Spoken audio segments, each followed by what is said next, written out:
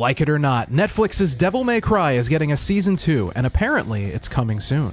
Hopefully not soon enough that they can't take these suggestions to heart as they put together the second season. Here's 5 things Netflix must do if they want to improve Devil May Cry.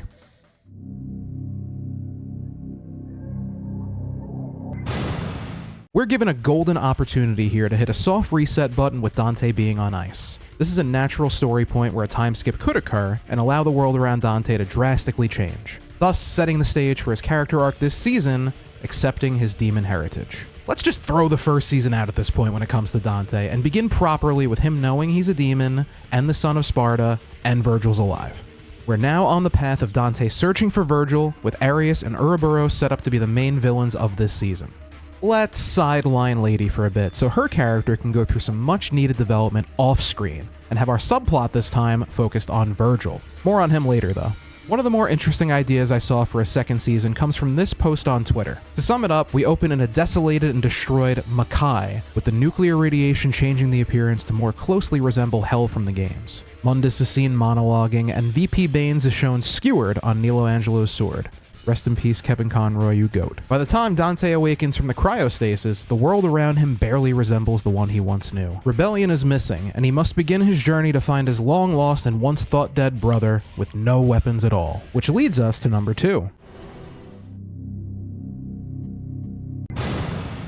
Dante's a master of over a dozen weapons at this point in his career. Yet the Netflix series wouldn't have you know it. It was cool seeing him use Agni and Rudra for an attack, I admit, but not letting him keep those weapons was a misstep. Devil arms have been criminally underutilized in this series so far. Now, thanks to the poster, we know he's getting Ebony and Ivory this season, but that's bare minimum stuff. Adi and Netflix can rectify this by taking Rebellion away from Dante, like stated in the first point, and forcing him to acquire new devil arms as he progresses throughout the season. Dude is one of the best fighters ever. Show that off and get creative with some more sauced up action sequences. The man who needs more power is endlessly memeable, but even with his 2 total minutes of screen time in Season 1, he still managed to immediately set himself up for the biggest meme of the series. The Sapients and their armies, unaware of the storm they ride into. I am that storm.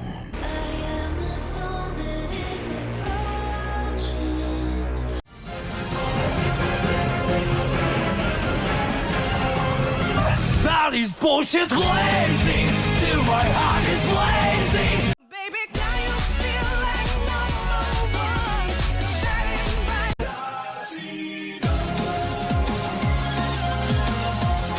In addition to the laughs, there's also been a ton of tweets suggesting that Vergil is going to, quote, do 9/11 in the second season.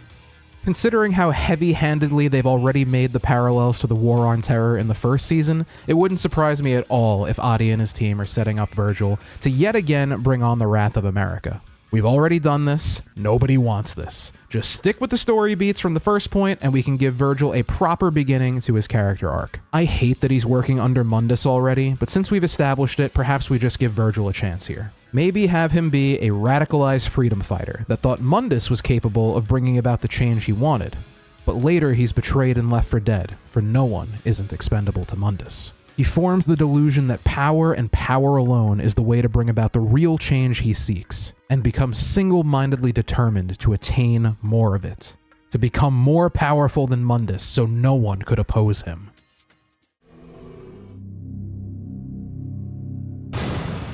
I plan on touching more on this concept in a future video, but if you as a creative are dead set on making significant changes to an established property's lore when adapting it, you should at least do it to the stuff that's generally unliked. People adore Dante and Lady as characters, and the game many of them were introduced to these characters in, Devil May Cry 3, is also beloved. So naturally, when you start messing around with that lore and those characterizations, you're running the risk of upsetting your die-hard fans whom you should be appealing to. Instead, why not take some more liberties with the stuff we're not as into? Which is where we found ourselves when it comes to Season 2. It's no secret that Devil May Cry 2 is a bit of a stinker and the weakest link of the whole franchise. This is a prime opportunity to correct some of the missteps made back then and use it to help strengthen the series as a whole. We already got a Lucia cameo in the first episode. Now bring her back in a meaningful way and add to a relatively flat character. By redeeming her character in the show, you open a window to have her brought back in future media and let people actually get excited for it. Which leads me to my final point of the video.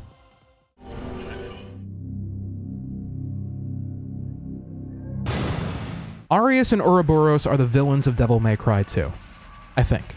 I honestly don't remember shit about that game.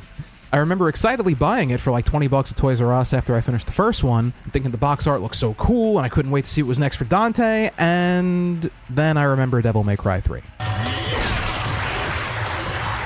I'll possibly subject myself to playing through DMC2 again by the time you watch this video, so maybe we can have a more detailed discussion on my stream at twitch.tv/ParryManila. But the point here is that nobody gives a shit about DMC2. This is where you take your liberties and turn Arius and Ouroboros into real characters that people actually want to see more of. Then, you use that opportunity to just remake all the DMC games, but make them all good. And that's my ultimate secret hope for this series, and so far it's been successful. If nothing else, if this adaptation serves as the catalyst for getting more exposure to one of my favorite franchises, and thus resulting in more quality entries into it, so be it. So long as they're good. You have the blueprint with Resident Evil here. Don't fuck it up, Capcom. That wraps up this one. If you guys enjoyed, please drop a like, sub, and comment. It helps out greatly. I'll do more of these if you like them. Okay, thanks. See you in the next one.